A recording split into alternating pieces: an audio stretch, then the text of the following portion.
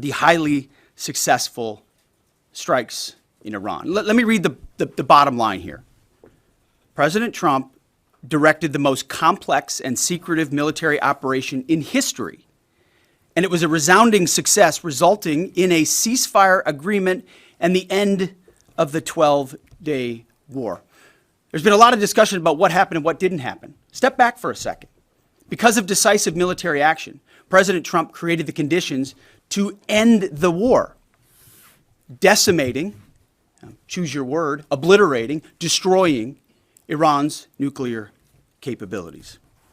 I want to read some of the assessments that have been provided, because whether it's fake news, CNN, MSNBC, or the New York Times, there's been fawning coverage of a preliminary assessment. I've had a chance to read it.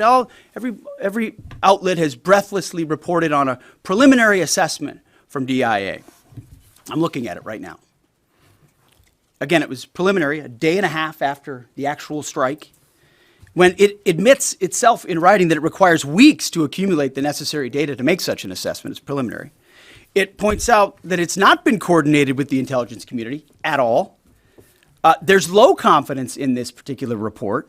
It says in the report there are gaps in the information. It says in the report multiple linchpin assumptions are what this assessment, a linchpin assumption, you know what that is?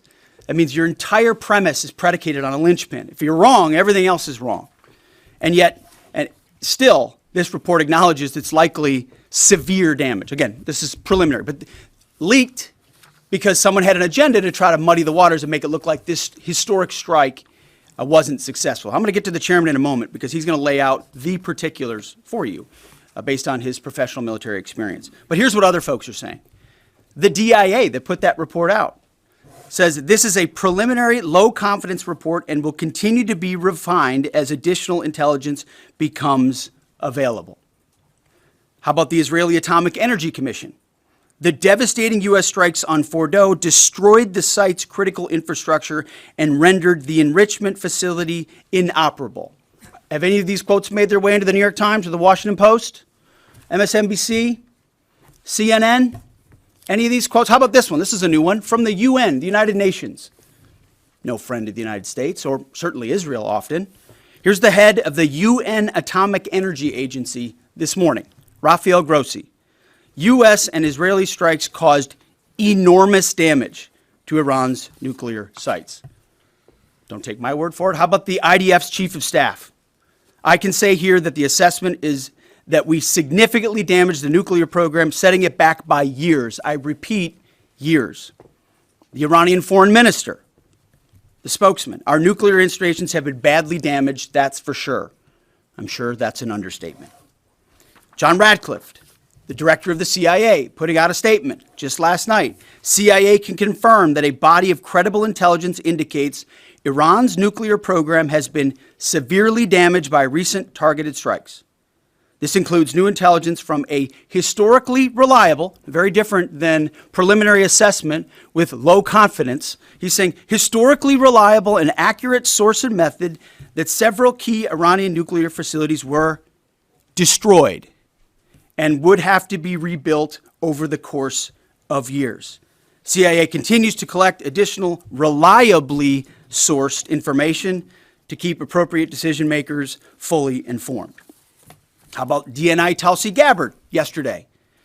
She writes, and I quote, "New intelligence confirms what POTUS has stated numerous times.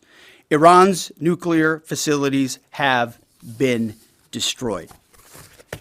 Institute for Science and International Security President David Albright, overall Israel and U.S. attacks have effectively destroyed Iran's centrifuge enrichment program. Time and time again, I can go down the list, those that understand, those that see, those that do proper assessments recognize that what the United States military did was historic. And again, before I pass it to the chairman,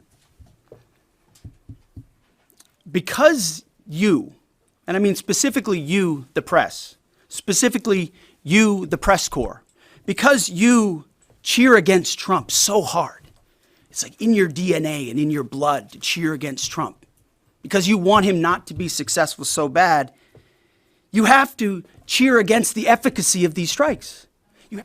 It's about highly enriched uranium. Do you have certainty that all the highly enriched uranium was inside the Fordo Mountain, or some of it, because there were satellite photos that showed more than a dozen trucks there 2 days in advance?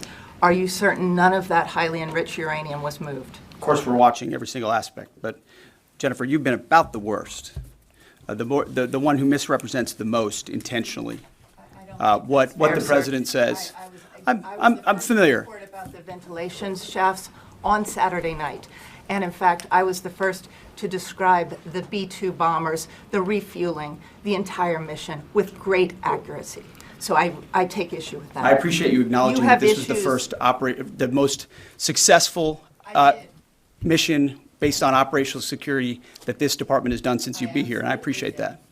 So we're looking at all aspects of intelligence and making sure we have a sense of what was where.